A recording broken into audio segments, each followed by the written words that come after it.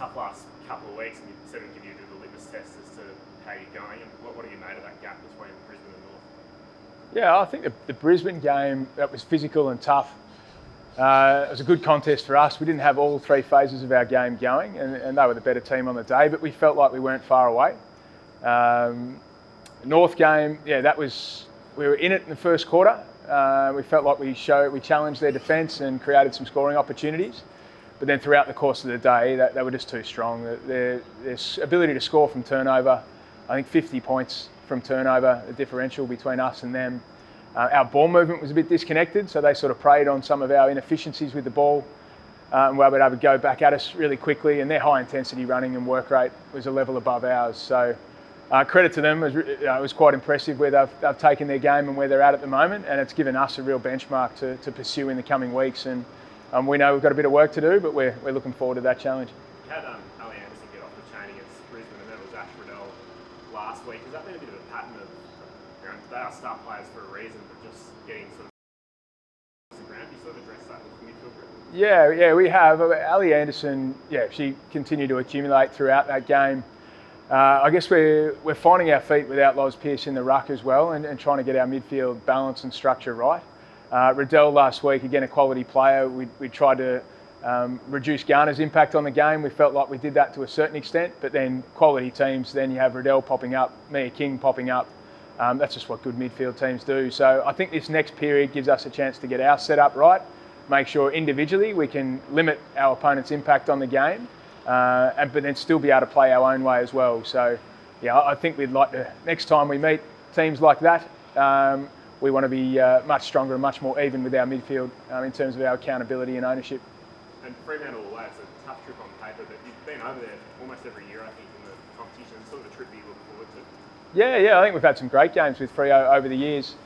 And then, this week in particular, it's a good chance for our team to travel together. We'll play a scrimmage game over there, so we'll take our full playing squad, which will be nice to have everyone together.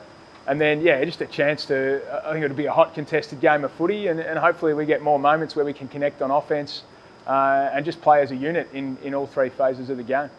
Is there sort of a sense that you need to have a way of playing locked in before you've got 5 games in 3 weeks at the end of the season? Your rest period sort of later than other clubs. Does that impact your preparation? No, I think, I guess the back end of the season, some late injuries. We haven't just been able to get into flow at the moment, and we've got 3 weeks now where we get a chance to actually build before we go into that compressed fixture. So I think it presents a great opportunity for us. I think the more footy, the better for us. I mean, there's limited time during the week you get to train. You've obviously got to look after the players in preparation for the next game, and I think footy's the best thing for us at the moment to find that connection, to find that flow, and find that, I guess, formula for hard work and getting rewarded. Were there any injury concerns out of the Roos game? Just Paxi with come out of the game with a sore foot. That won't come up in time for this week, so hopefully just a week's rest to let things settle, and then we'll have her back next week, all going well. But no other injuries outside of that. Is that something Paxi's been managing over the first half of the season, or? It had been quite limited, and then I think just coming out of the game on the weekend, it sort of spiked again, and something we just need to get on top of now, like you said, before we go into those condensed fixture games, and have her healthy and strong for the rest of the season. And Lily Niffen, 75 games this week, back-to-back milestones, and what has she meant to the group over the journey? Yeah, I think we're overdue to be able to celebrate a milestone. I think with Banos and then Paxi's and now Lils, but she's a special person and a special player in our team. Brings so much energy. Contest has always been her strength, ability to win the ball, her footwork, her creativity with the ball. A much loved member of the team and been here from the very start. So I'd like to think we have a strong performance and able to celebrate that milestone this week. She's been able to really evolve her game over the 9 seasons. Obviously very different now to what it was as a small player, sort of started around half forward. She had to really kind of change her role over time.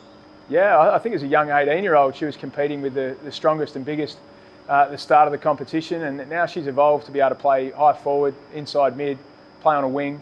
I think her footy IQ was what's really helped her be able to stack up at this level, despite her size. Like her work rate's extraordinary as well. Really team first orientated player, and on the weekend she'll play inside and a bit wing, and we think she's going to do a really good job for us and lead the way for the rest of the group. Keen to hear more from the Ds? Subscribe here.